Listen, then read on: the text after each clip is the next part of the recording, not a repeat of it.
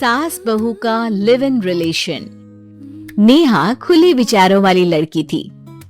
अरे नेहा, क्या दिन में सोती है?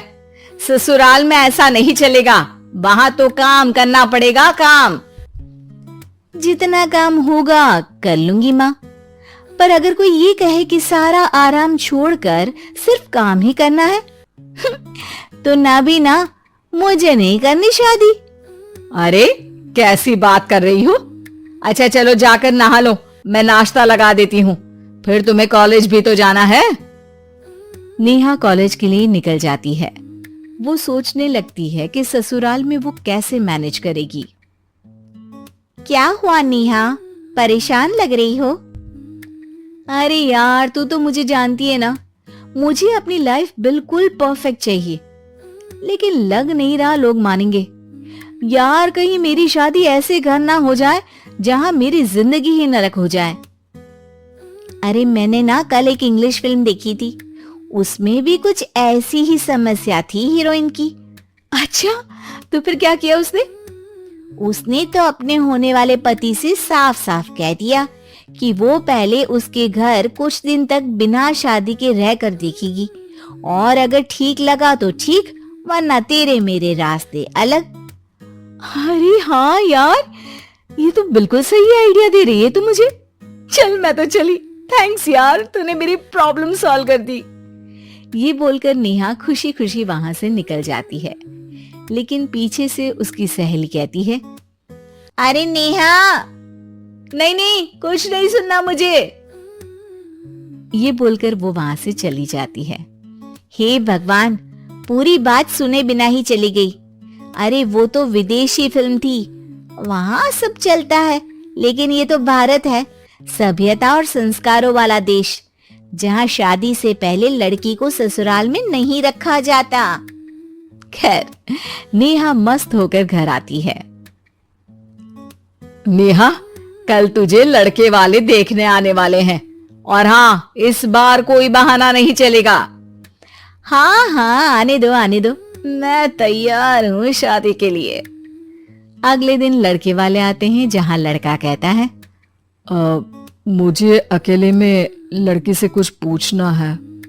हाँ हाँ, क्यों नहीं बेटा, जाओ नेहा, घर तो दिखा दो इन्हें। नेहा भी खुश हो जाती है कि उसे मौका मिल गया है लड़के से अपनी शर्त रखने का। देखो, मुझे ना शादी से बहुत डर लगता है, पता नहीं कैसी लड़की आए, तालमेल बना पाए कि नहीं मेरे परिवार से। मैंने कई घरों में रोज का क्लेश होते देखा है। तुमने तो मेरे दिल की बात कर दी। मैं भी यही सोच रही थी कि भाई सास तो अच्छी होनी चाहिए, पति सपोर्ट करे ना करे, रहना तो पूरे दिन सास के साथ है, लेकिन मेरे पास ना इसके लिए एक बहुत अच्छा आइडिया है। अच्छा, कैसा आइडिया?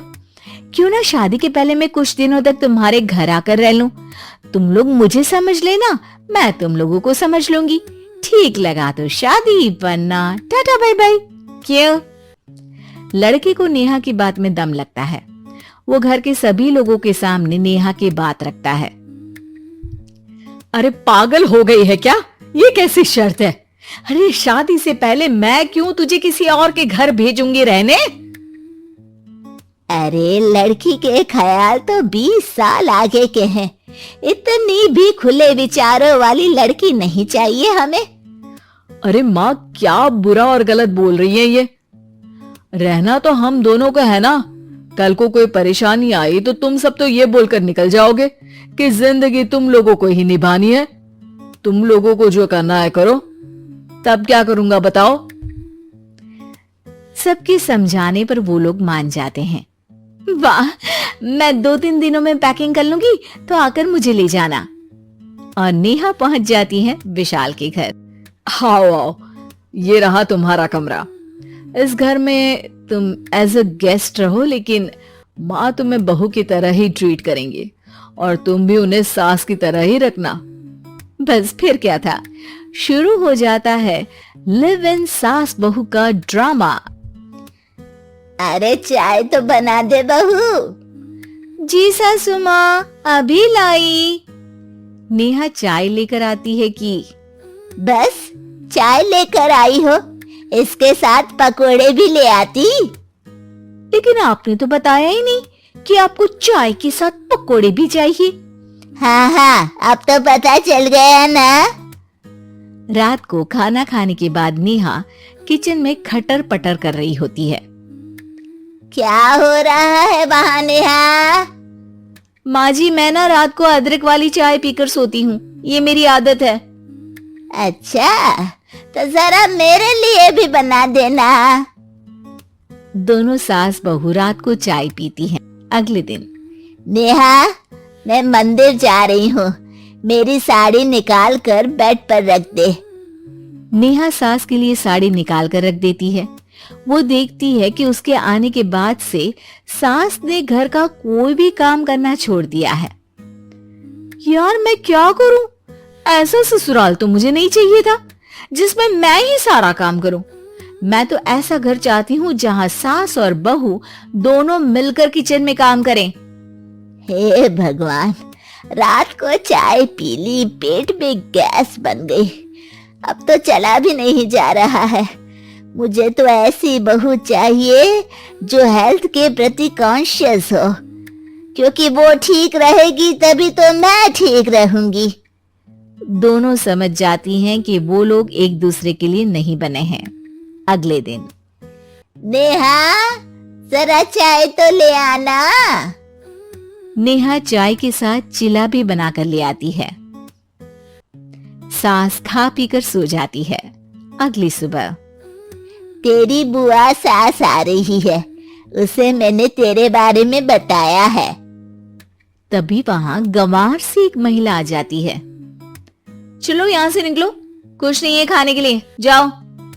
ए नेहा, तमीज से बात करो, ये मेरी ननद यानी आशीष की बुआ है।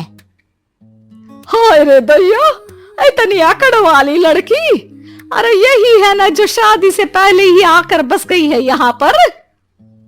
बस नहीं गई हूँ, बसना है या नहीं ये डिसाइड करने आई थी, लेकिन इन लोगों के रिश्तेदार इतने गंवार हैं तो मैं तो ना कर रही इस घर में शादी। अरे भाभी, और क्या कमी थी हमारे आशीष में जो आपने ऐसी लड़की की शर्तों को मान लिया? अरे वो तो आशीष के कहने पर मैं झुक गई, वरना ऐसी लड़की को तो मैं घर में घुसने भी ना दूं। हेलो, ऐसी लड़की कैसी लड़की? हाँ, बिना समझे बुझे शादी कर लूं? अब तो समझ गई ना कि हम लोग गांव के हैं। भाभी को खाट पर सोना और रिश्तेदारों का गांव से आना जाना तो लगा ही रहना है इस घर में।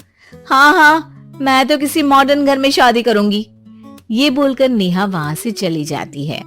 अपने घर में आकर नेहा कहती है, ना माँ ना, लिव इन में रहकर देख लिया, ये गांव के लोगों का कोई भरोसा नहीं है।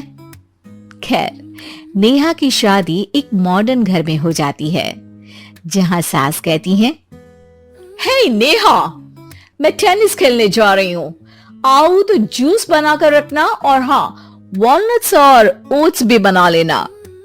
जी माँ। माँ मॉम बोलो डार्लिंग, माँ इज ओल्ड फैशन। बेचारी नेहा सर पर हाथ रख लेती है। हे भगवान, ये सास तो सास ही होती है, गांव की हो या शहर की। Thanks for watching. See you in the next video. If you like the video, please like it and subscribe to my channel